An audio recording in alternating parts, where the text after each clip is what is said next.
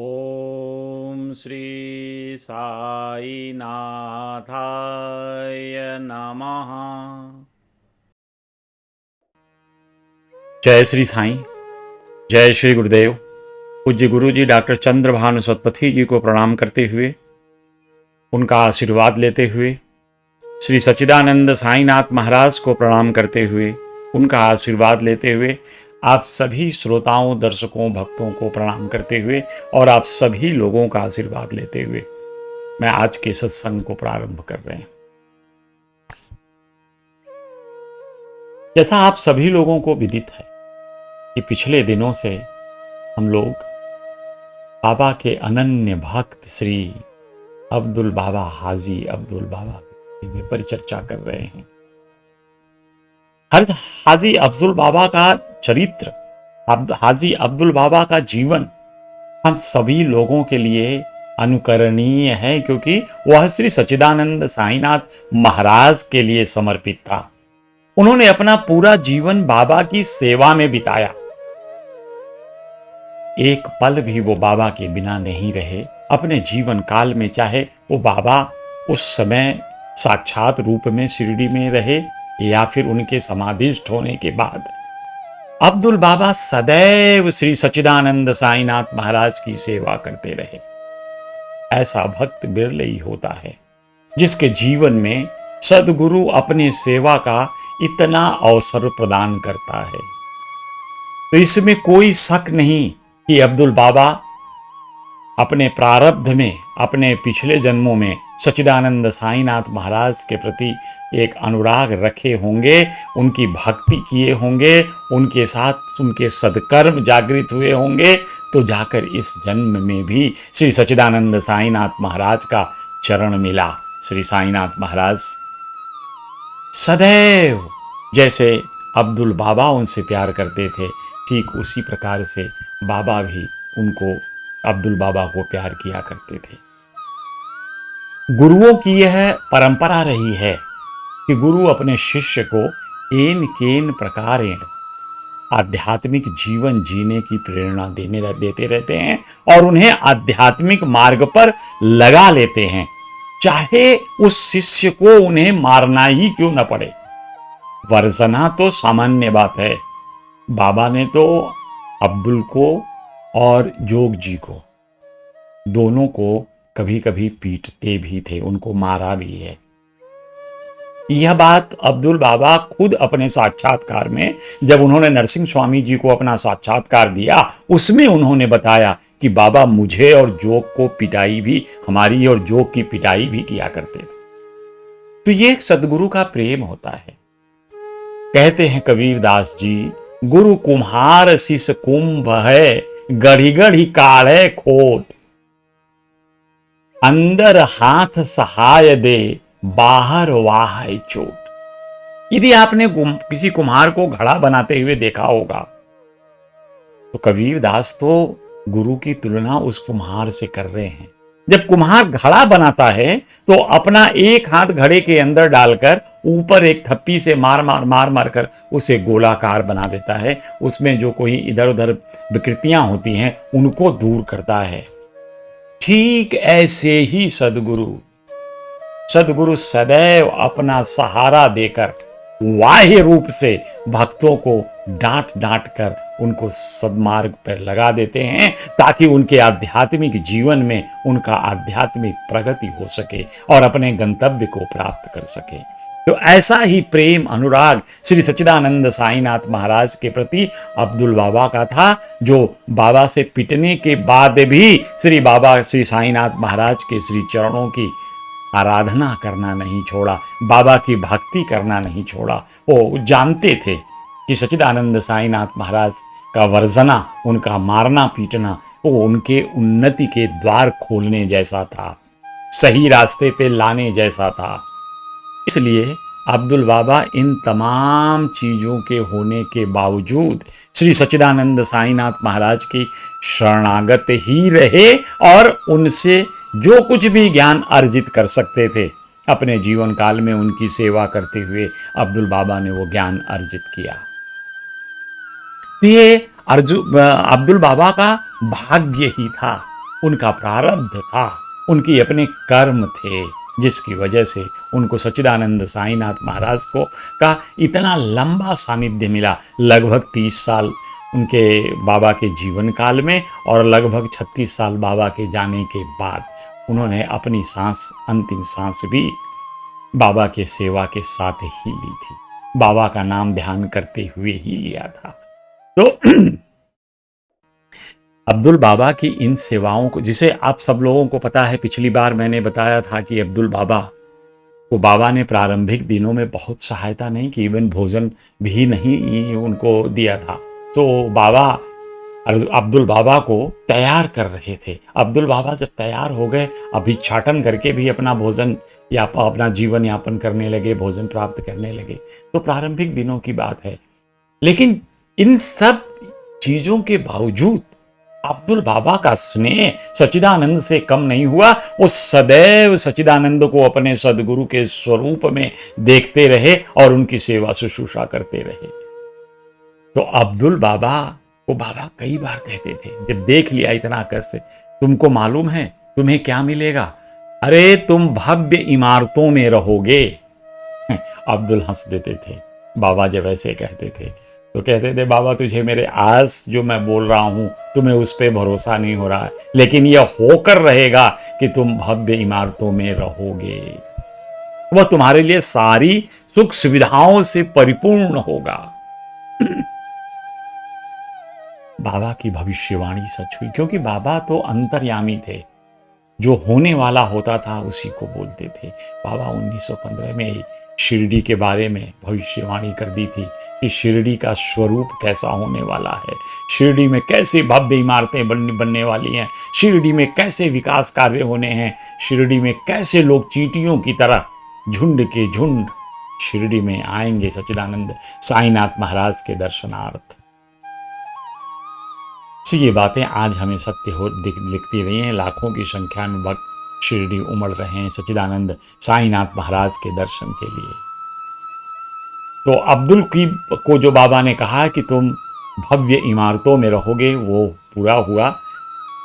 अब्दुल बाबा जब ये बूटीवाड़ा पूरा बन गया था, तो बाद में बाबा के जैसे ही बूटीवाड़ा का निर्माण संपन्न हुआ और सच्चिदानंद साईनाथ महाराज ने महासमाधि ले ली, तो उस समाधि स्थल का देखभाल करने के लिए अब्दुल बाबा ही उपयुक्त पर्सन थे और उन्होंने ही समाधि का पूरा देखभाल किया बाबा के भक्तों के लिए। जब कोई भक्त आता था तो उसके माला फूल को लेकर समाधि पर अर्पित करना, उनका प्रसाद बाबा को अर्पित करना, ये अब्दुल बाबा किया करते थे पहले प्रारंभिक दिनों में।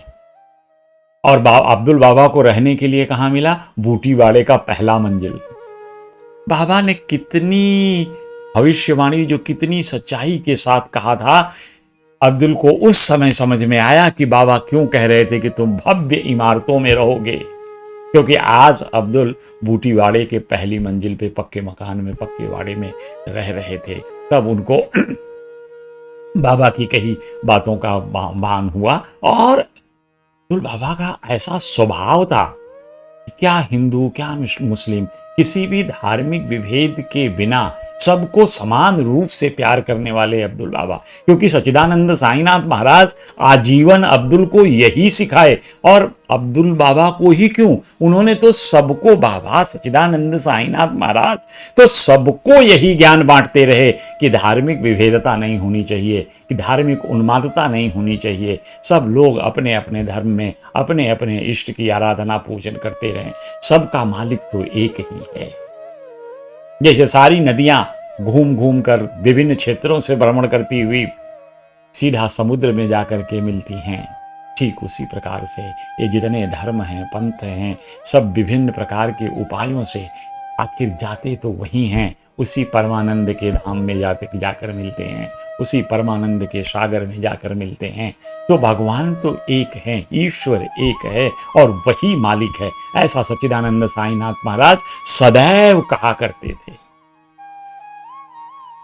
सच्चिदानंद साईनाथ महाराज ने अब्दुल बाबा को बहुत चीजें सिखाई, जो चीजें आज हम लोगों को फायदेमंद भी हो रही। उन ज्ञान को आज सर्वसुलभ बना दिया साईं संस्थान ने अब्दुल बाबा के बारे में और बहुत से लेखकों ने अब्दुल बाबा के बारे में लेख लिखे, उनके अब्दुल बाबा की जीवनचर्या के बारे में लिखे, तो उससे लोगों को पता चला कि बाबा ने अब्दुल बाबा को क्या क्या सिखाया। तो एक दिन की बात है जब सच्चिदानंद साईनाथ महाराज बाबा को बाबा के पास साईनाथ महाराज ने अब्दुल को कुछ ज्ञान की बातें सिखा रहे थे। तो बाबा ने अब्दुल बाबा को कहा कि देखो, जीवन में यदि स्वस्थ रहना है और ईश्वर की सही आराधना करना है तो बहुत कम भोजन किया करो, मतलब अल्पाहारी बनो। ऐसा नहीं कि बाबा बहुत खाना खाते थे और लोगों से अल्पाहारी होने के लिए कहते थे, ऐसा नहीं, क्योंकि बाबा अल्पाहारी थे और बाबा जानते थे अल्पाहारी होने का फायदा, इसलिए बाबा ने सबसे कहा कि तुम अल्पाहारी बनो। तो अब्दुल बाबा ने भी बाबा से यह सीख ली कि जीवन में, और आज तो मॉडर्न साइंस जो आधुनिक चिकित्सा पद्धति है वो भी यही कहते हैं कि जितने कम से कम, आज लोग 15-15 घंटे की, 16-16 घंटे की फास्टिंग की बात करते हैं। सो अल्पाहारी होना स्वास्थ्य के लिए अति उत्तम है और ये सच्चिदानंद साईनाथ महाराज बखूबी जानते थे, इसलिए बाबा अब्दुल को बोले और अब्दुल के माध्यम से हम सभी लोगों को यह ज्ञात हुआ कि अल्पाहारी होना चाहिए, यानी भोजन कम करना चाहिए। अब दूसरी हमारी समस्या होती है, हम ज्यादा भोजन कैसे करते हैं, क्योंकि हमारे सामने ढेर सारे पकवान रखे होते हैं। अब हर पकवान को चखने की हमारी इच्छा होती है, यह हमारी इंद्रिय सुख है, यह हमारे इंद्रियों को चाहिए। जो जिह्वा है, ये स्वाद ग्रंथि है, इसको विभिन्न प्रकार के स्वाद चाहिए और हमको विवश करती है कि हम विभिन्न प्रकार की चीजों पे को चखें, और चखते चखते ही भोजन ज्यादा हो जाता है। तो जो इंद्रिय सुख है, जो हमारी जिह्वा, जो हमारी जिह्वा की जैसी इंद्रिय को जो भोजन के लिए हर समय ललायित रहती है, उस पे नियंत्रण रखना होगा। और अध्यात्म में तो पक्का आवश्यक है कि आपको अपने इंद्रियों पर नियंत्रण रखना ही होगा। बिना अपने इंद्रियों पर नियंत्रण रखे आप आध्यात्मिक प्रगति कर ही नहीं सकते। तो यही सच्चिदानंद साईनाथ महाराज कह रहे थे कि अल्पाहारी बनो, और अल्पाहारी कैसे बनोगे, इसके लिए जरूरी है कि तुम्हें अपने इंद्रियों पर नियंत्रण रखना होगा। पकवानों को देख करके मन को लालायित मत होने देना, उस पर नियंत्रण रखना। और फिर बाबा कह रहे थे, उनको कहा कि सादा भोजन किया करो। आज विज्ञान भी यह मानता कि बहुत ज्यादा मसालेदार भोजन खाने के बाद आपको कई तरह की बीमारियां हो रही हैं। जो आज के तारीख में हम लोग, जिसको हम लोग फास्ट फूड कहते हैं, उसको ऐसे फास्ट फूड को खाने से बीमारियां बढ़ रही हैं, हमारी ओबेसिटी बढ़ रही है और तमाम तरह की जो लाइफ स्टाइल मेटाबॉलिक डिजीजेज हैं वो हो रहे हैं। यह सब चीजें सच्चिदानंद साईनाथ महाराज ने बहुत पहले भांप लिया था, इसलिए लोगों को सलाह देते थे, सदैव सादा भोजन करो। भारतीय पद्धति में जो थाली सिस्टम है वो आज हर प्रकार के रोगों के इनको नियंत्रण करने में समर्थ है, क्योंकि एक थाली में 2 चपाती, थोड़ा राइस, थोड़ा दाल, थोड़ी सब्जी, थोड़ा सलाद। तो ये सादा भोजन स्वास्थ्य के लिए अति आवश्यक है। और दूसरी चीज, सोने पे नियंत्रण रखने के लिए साईनाथ महाराज की कहा करते थे कि कम से कम सो। इसका तात्पर्य ये था कि अपने जीवन के जो अमूल्य क्षण हैं, जिनको हरि भजन में तुम लगा सकते हो, जिनको सच्चिदानंद साईनाथ महाराज की संकीर्तन में लगा सकते हो, उनको जानने समझने में लगा सकते हो, उनके चरणों की वंदना करने में लगा सकते हो, उसको सो कर मत नुकसान करो, उसको सो कर वेस्ट मत करो। तो इसलिए बाबा कहते थे कम सो, ज्यादा सोने की कोई आवश्यकता नहीं है। यदि गहरी नींद 3-4 घंटे की भी मिलती है तो वो आपके लिए एक तरह से कहा जाए कि संपूर्ण है, आपको पूरी एनर्जी मिलने के लिए। क्योंकि जब आप सोते हो तो आपके शरीर में तरह तरह की रिपेयरिंग के कार्य चलते हैं, सुप्तावस्था में ही हो पाता है, आपके सेल रीजनरेट होते हैं। तो इसलिए बाबा कहते थे कि कम सोओगे तो अच्छी नींद आएगी। जब आप डीप स्लीप में होते हो तभी बॉडी में रिपेयरिंग अच्छी होती है और आलसियों की तरह सिर्फ बिस्तर में पड़े पड़े समय काट कर ये कहो मैं सो रहा हूं, वो अनुचित है। तो बाबा कहते थे अधिक मत सो। आज आप बड़े बड़े महान हस्तियों को देखो तो उनके सोने का समय कम था। वो अपना अधिकांश समय अपने कार्य, अपने लक्ष्य को प्राप्त करने में लगाया करते थे। फिर उन्होंने कहा, आजकल हम सब लोग, आप लोग भी यह चीज महसूस करते होंगे कि जब बाबा की सचरित्र को या बाबा की कोई पुस्तक को या धर्म की कोई पुस्तक को या धर्म के ऊपर किसी संत की वाणी को जब सुनते हो तो आज सुना, आज तो दिमाग में है, लेकिन बहुत जल्दी 2-3-4 दिनों के बाद वो सब चीज आपके दिमाग से निकल जाता है। तो इसलिए इन चीजों को बाबा ने कहा कि वो दिमाग से ना निकले, उसके लिए आवश्यक है मनन और चिंतन। जो पढ़ रहे हो उसका मनन और चिंतन करना अति आवश्यक है। तो इसलिए सच्चिदानंद इनको कहा कि जो भी पढ़ो उसका ध्यान रखो, उसको ध्यान में रखो और उसका समय मिलने पे मनन और चिंतन किया करो, कभी नहीं भूलेगा। जो पाठ आपने आज पढ़ा उसको यदि 2 दिन के बाद आपने दोहरा दिया और उसके बाद कोई 1 हफ्ते के बाद दोहरा दिया, फिर 15 दिन के बाद दोहरा दिया, मनन चिंतन कर लिया उस पाठ का, सवाल ही नहीं है कि वो भूले।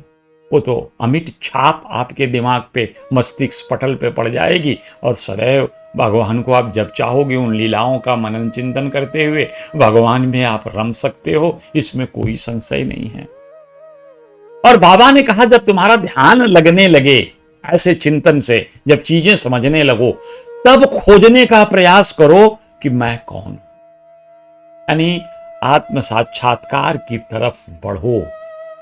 मैं कौन हूं इसकी खोज करने का प्रयास करो, इसको सोचने का प्रयास करो। जब मस्तिष्क, जब दिमाग आपका अच्छे से कार्य कर रहा है, सदगुरु की कृपा मिल रही है, उनकी सेवा आप अच्छे से कर रहे हो, तो इस प्रश्न का उत्तर भी सदगुरु की कृपा से आपको प्राप्त होगा। यही आत्म साक्षात्कार है। यही सदगुरु की कृपा के बिना यह आत्म साक्षात्कार संभव ही नहीं है, कभी हो ही नहीं सकता आपका। इसके लिए आवश्यक है सदगुरु की कृपा। तो अब्दुल बाबा के कितनी अच्छी ज्ञान दी बाबा सच्चिदानंद साईनाथ महाराज ने, और इस ज्ञान से हम सब लोग लाभान्वित हुए। जैसे किसी के यहां कोई अवसर पे कोई भोज बनता है तो उसमें सब लोग वो भोजन मिलता है एक साथ, और सब भोजन का आनंद हर व्यक्ति लेता है। तो ऐसे ही अब्दुल बाबा को भगवान श्री साईनाथ महाराज ने ज्ञान दिया, और यह ज्ञान से आज सब लोग प्रकाशित हो रहे हैं। और सब लोग, यदि हम इन बाबा के सिद्धांतों को, जो बाबा ने हमें सुझाव दिया है, जो बाबा ने हमें सलाह दिया है, जो रास्ता दिखाया है, यदि हम इस पे चलें तो निश्चय जानिए हमारा जीवन सफल होगा। इसमें कोई संशय ही नहीं। और होगा भी कैसे, जब साक्षात परब्रह्म श्री सच्चिदानंद साईनाथ महाराज अपने श्रीमुख से इन शब्दों का बखान कर रहे हैं, या हमें दिशा निर्देश दे रहे हैं, हमारा पथ अवलोकित कर रहे हैं, हमारा मार्गदर्शन कर रहे हैं, तो कैसे नहीं होगा। अब्दुल बाबा जब बाबा की बात सुनते थे, उसके बाद वो अपनी दोनों टांगों के घुटनों के बल रात को बैठ करके कुरान शरीफ का पाठ किया करते थे। और कुरान शरीफ का पाठ करते करते जब वो थक जाते थे, आप लोग भी जब कभी पढ़ते थक जाते हैं तो अपने दोनों हाथों को अपने सर पे ऐसे रख करके लटक के वो आराम करते थे। एक रात को ऐसे ही वो कर रहे थे, पढ़ते पढ़ते अपने सर को दोनों हाथों के बीच में लेकर के वो आराम करने लगे। तभी बाबा आ गए और बाबा कह रहे हैं, अरे अब्दुल, क्या तुम चांद देखने की कोशिश कर रहे हो? अब्दुल के तो कुछ समझ में ही नहीं आया कि बाबा ऐसे क्यों कह रहे हैं चांद देखने के लिए, मैंने कौन सा चांद देखा। खैर, अब्दुल पढ़ने के बाद उनका नियम ही यही था कि शयन से पहले वो कुरान शरीफ का पाठ किया करते थे, उसके बाद शयन करते थे। तो अब्दुल चले गए शयन करने, और जब शयन करने गए तो उन्होंने निद्रा में देखा कि एक बार जब उनकी रात में नींद खुली तो वो चलते चलते बाबा के ऊपर जाके गिर गए। और जब बाबा के ऊपर गिर गए तो उनको लगा कि नींद में गिर रहे हैं, स्वप्न देख रहे हैं कि बाबा के ऊपर गिर गए। तो बाबा ने उनका पांव हिलाया तो अब्दुल की आंख खुल गई। अब अब्दुल की जब आंख खुलती है तो अब्दुल को लगा कि अरे मेरे से क्या हो गया, मैं कैसे बाबा के ऊपर गिर गया था। तो अब्दुल जाते हैं और अपने हथेली में पानी लेकर मुंह धोने का प्रयास करते हैं और उसी समय उनके हथेली में चांद नजर आता है। ये सच्चिदानंद साईनाथ महाराज की ऐसी लीलाएं, जो उन्होंने कहा कि तुम क्या चांद देखने की कोशिश कर रहे हो, तो सच्चिदानंद ने उनके हथेली में ही चांद दिखा दिया। तो अब किस ऐसे भक्त का, अब्दुल जी का, चाहे जो भी भक्त हो, जिसको ऐसी सत्यापित घटनाएं देखने को मिलेंगी, वो क्यों नहीं गदगद होकर अपने श्री गुरु के चरणों में गिरेगा और श्री गुरु के चरणों की सेवा में अपना जीवन बिताने का प्रयास करेगा। इसमें कोई संशय कैसे होगा?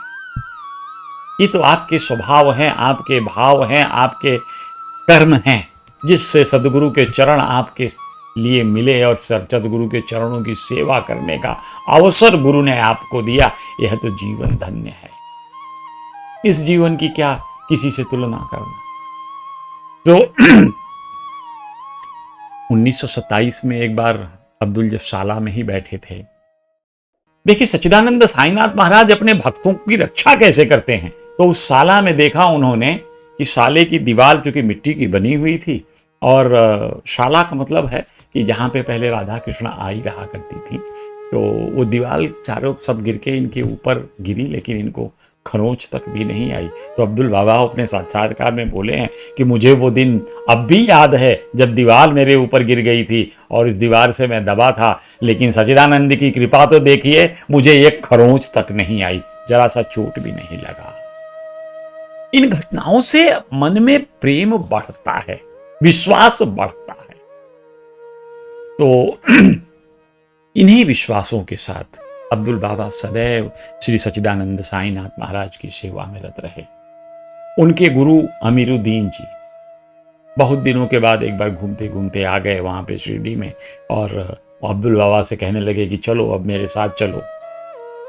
लेकिन अब्दुल बाबा ने प्रेम से उनको मना कर दिया, उनको आदर पूर्वक बिठाया, उनको गुरु के समान ही इज्जत दिया, और उस इज्जत के बाद जब उन्होंने कहा मेरे साथ चलो, तो उन्होंने जाने से इज्जत के साथ ही मना भी कर दिया।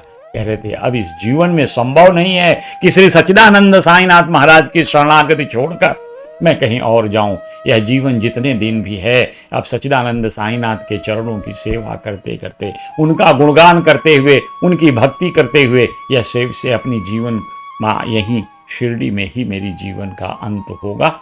और अपने गुरु को उन्होंने वापस, तो उनके गुरु अकेले शिरडी से वापस चले गए। और बाबा का तो जस उन्होंने एक बार अब्दुल बाबा की अपनी संस्मरण सुना रहे थे नरसिम्हा स्वामी को, तो उसमें उन्होंने कहा अरे बाबा बड़ी पिटाई कर देते थे, बड़ी मारपीट करते थे। तो मैं रोता था, मतलब ऐसे ही दुखी हो जाता था कभी कभी। तो कह रहे हैं अरे तेरे को दरिया को पार उतार दिया। ये बाबा बड़े गूढ़ शब्दों में बोलते, मैं तेरे को दरिया को पार उतार दिया, तेरा माटी सोना बना दिया, क्या बाड़ी माटी बना दिया। अब बाबा के इन बातों का भाव समझना आसान था क्या? शायद इस जगह सच्चिदानंद साईनाथ कह रहे हैं कि अरे मैंने तुम्हें भवसागर से पार उतार दिया। अब इससे बड़ा किसी के जीवन में क्या उपहार मिलेगा कि जिसको इस संसार के भवसागर से जो पार उतर जाए, यही तो जीवन, मनुष्य जीवन प्राप्त करने का सबसे बड़ा फल है। क्योंकि इसी जीवन में आप सदगुरु की सेवा कर, अपने इष्ट की सेवा कर, भगवान श्री नारायण की सेवा कर, आप अपने आप को इस भवसागर से पार उतार सकते हो, बार बार के जन्म मृत्यु के चक्कर से बच सकते हो। तो यही जीवन है, ये मनुष्य जीवन है, और यह जीवन धन्य है जो आपको अवसर देता है कि अपने सदगुरु, अपने ईश्वर, अपने इष्ट की सेवा करके आप अपना जीवन सफल कर सकते हो। दूसरे जीवन में संभव नहीं है, क्योंकि चेतना नहीं है। चेतना तो सिर्फ इसी जीवन में मिली, मनुष्य योनि में ही चेतना है। और बाबा ने उन्हें कहा था ना कि तुम्हें इस मिट्टी के शरीर को मैंने तुम्हारे इस मिट्टी के शरीर को सोना बना दिया। तो ये मिट्टी की शरीर तो यहीं से मिट्टी से मिली है, मिट्टी में पंच रचित अति अधम शरीर, क्षितिजल पावक गगन समीरा, पंच रचित अति अधम शरीर। यह शरीर तो यहीं से प्राप्त होती है और यहीं फिर विलीन भी हो जाती है। यह आत्मा अमर है, ईश्वर का अंश है, ईश्वर अंश जीव अविनाशी। यह तो शाश्वत है, आत्मा ईश्वर का ही अंश है, इसलिए ना इसकी मृत्यु होती है ना इसका जन्म तो इस शरीर की होती है और इस शरीर का मृत्यु भी होता है। तो ये गूढ़ बातें धीरे धीरे धीरे धीरे अब्दुल बाबा की समझ में आने लगी। वो बाबा के प्यार से जो समझाया था उसको वो समझते रहे। और जैसा आपको पहले भी कहा था कि अब्दुल बाबा सच्चिदानंद साईनाथ महाराज की जो बोल होती थी, जो उन्होंने कुछ बोलना था, जो आशीर्वाद किसी को देते थे, कुछ बोलते थे, किसी को सुझाव देते थे, वो अपनी डायरी में नोट करते थे। और वो डायरी बहुत बड़ी चीज़ है। उस डायरी में उन्होंने भगवान नारायण के, विष्णु के दशावतार के बारे में बाबा ने कभी वर्णन किया होगा, उन्होंने दशावतार के बारे में लिखा है। मत्स्य अवतार, कुर्म अवतार, सब जितने भी 10 अवतार हैं भगवान श्री नारायण के, उन अवतारों के बारे में भी अब्दुल ने अपने डायरी में लिखा। तो इससे यह विदित होता है कि अब्दुल बाबा सच्चिदानंद साईनाथ महाराज द्वारा दिखाए गए रास्ते पे चलने का न सिर्फ प्रयास किया, बल्कि उन दिशा निर्देशों को डायरी में अपने नोट भी किया, जिससे आने वाले पीढ़ियों को लाभ होगा, जिससे लोगों के हृदय में विश्वास होगा अपने गुरु से को जानने की, अपने गुरु की सेवा में लगने की। हम हर के लिए जीवन में देखते हैं, बाबा के जितने भी भक्त हैं, सच्चिदानंद साईनाथ महाराज किसी न किसी प्रकार से उसके जीवन को सुगम बनाते हैं, इसमें कोई संशय नहीं। कष्ट तो अपने प्रारब्ध से आते हैं, लेकिन सच्चिदानंद साईनाथ महाराज के रहते उन कष्टों से बहुत बड़ा नुकसान नहीं होने पाता। भाभी हुमेट सकें त्रिपुरारी, भगवान शंकर को हम लोग आदि गुरु कहते हैं और गुरु के पास समर्थ है। भाभी हुमेट सके त्रिपुरारी, यानी आपके प्रारब्ध को भी काटने की क्षमता आपका सदगुरु रखते हैं। इस पे एक छोटी सी कहावत कहानी दिखाता हूँ, बताता हूँ आपको। सच्चिदानंद साईनाथ महाराज ने, एक बार की बात है, डॉक्टर पिल्लई जो डॉक्टर के स्वरूप में काम करते थे शिरडी में, उनके पैर में नासूर हो गया, बड़ा दर्द होने लगा। तो काका साहेब दीक्षित को बुलाकर उन्होंने कहा कि अब बाबा को कह दीजिए कि मेरे जीवन में अब मैं जीना नहीं चाहता, मेरे जीवन का अंत कर दें, मेरे जो कर्म बचे हुए हैं अब उनको मैं अगले 10 जन्म में 10 जी लूँगा, लेकिन अब इस जीवन में मुझसे दर्द असह्य हो रहा है, बर्दाश्त नहीं हो रहा, तो मैं अब इस जीवन से छुटकारा चाहता हूँ। काका साहिब जाकर के बाबा को बोले। भक्त वत्सल सच्चिदानंद साईनाथ महाराज ने जैसे ही यह सुना कि डॉक्टर पिल्लई ऐसे बोले, तो बाबा ने कहा, अरे काका, 10 जन्मों में क्यों, 10 दिनों में मैं प्रारब्ध काट सकता हूं, किसी भी तरह से उठाकर उसे ले आओ यहां पे। तो लोगों ने अपने कंधे पर लाद करके डॉक्टर पिल्लई को द्वारिका माई में ले आते हैं। डॉक्टर पिल्लई को द्वारिका माई में जब लिटा दिया जाता तो डॉक्टर पिल्लई दर्द से कराह रहे हैं। तो बाबा ने कहा, तुम क्यों परेशान हो, तुम्हारा प्रारब्ध मैं काट दूंगा, तुम्हारे प्रारब्ध को 10 दिन में काट दूंगा, कोई चिंता की बात नहीं। निश्चिंत होकर उन्होंने, फिर डॉक्टर पिल्लई ने कहा, अरे बाबा, मेरे यहाँ ये नाना साहब चांदोरकर जी देखने आए थे, तो उन्होंने मेरे पाँव में एक बहुत पट्टी कस के बांध दी, जिससे और दर्द हो रहा है। बाबा ने कहा, तू ना चांदोरकर की बांधी, नाना की बांधी हुई पट्टी अभी खोल दे, नहीं मर जाएगा। तो डॉक्टर पिल्लई ने तुरंत वो पट्टी खोल दी और बाबा की तरफ देखने लगे। तो बाबा ने कहा कि घबराओ नहीं, अभी एक कौवा आएगा, चोंच मारेगा और तुम्हारा सब कुछ ठीक हो जाएगा। अब डॉक्टर पिल्लई का ध्यान बाहर भीतर जो कुछ भी था वो कौवे के ऊपर था कि कौवा कब आएगा। विश्वास भी था कि सच्चिदानंद साईनाथ महाराज ने कहा है कौवा आएगा, तो कौवा आएगा पक्का। थोड़ी देर के बाद शाम का, जैसा आप लोग जानते हैं कि अब्दुल बाबा सारा लालटेन, सारी बत्तियां जलाने का, उनमें बत्तियों में तेल डालने का, दीपक में तेल डालने का कार्य अब्दुल बाबा करते थे। तो द्वारिका माई में शाम हो गया था, तो बत्तियों में तेल जलाना और दीपक को जलाना और उनमें तेल उल भरना, उसके लिए अब्दुल बाबा आए। और अंधेरा था तो उन्होंने डॉक्टर पिल्लई को देखा नहीं, और उसकी वजह से उनके नासूर वाले पैर पे उनका पैर पड़ गया। अब अब्दुल अपने पूरे वजन के साथ उनके पैर पर चढ़ गए। अब हुआ इससे ये कि उनका नासूर था वो फट गया, उसके अंदर जो पस थी, मवाद था, और जो हलबिला के बाहर निकल गए, और जो तनाव था मवाद की वजह से, जैसे ही वो रिलीज हुआ उनको बिल्कुल आराम हो गया, और वो तो भजन कीर्तन करने लगे।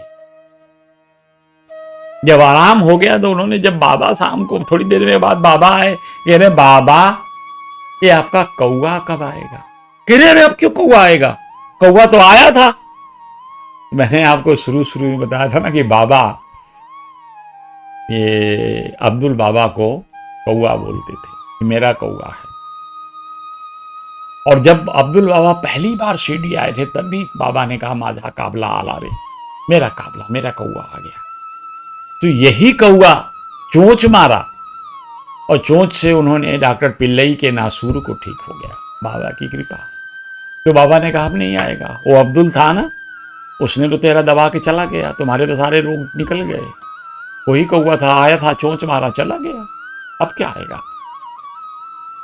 तो ऐसे सच्चिदानंद साईनाथ महाराज हैं, ऐसी उनकी कृपा है अपने भक्तों के ऊपर जो सदैव, इसीलिए तो हम लोग बाबा को भक्त वत्सल कहते हैं। भगवान अपने भक्तों के लिए सदैव, मतलब यूं कहें कि भक्तों के कष्टों को दूर करने के लिए बाबा आतुर रहते हैं, सदैव तैयार भी रहते हैं और दौड़ कर आते हैं। जैसे उन्होंने पिल्लई का दुख दूर किया, ऐसे न जाने अनगिनत भक्तों के साथ भी ऐसी घटनाएं घटती हैं।